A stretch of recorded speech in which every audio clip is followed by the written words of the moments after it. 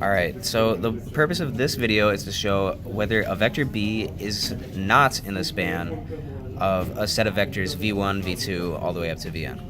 So first, to define span, the span of a set of vectors v1 up to vp is defined as the collection of all vectors that can be written in the form of c1 v1 plus c2 v2 all the way up again to cp vp.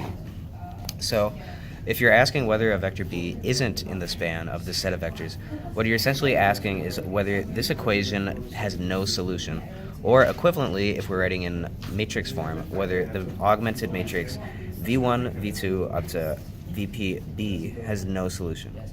So let's go to an example. Alright, so for this example, we're given the following coefficient matrix here.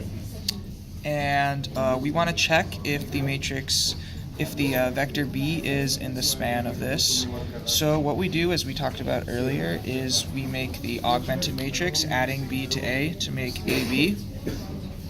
And then through the simplification techniques we've learned, we simplify the matrix down into its row echelon form here. And what we see at the end of this is that we actually have an inconsistent matrix, which means that it's not possible for the vector to be in the span of the matrix.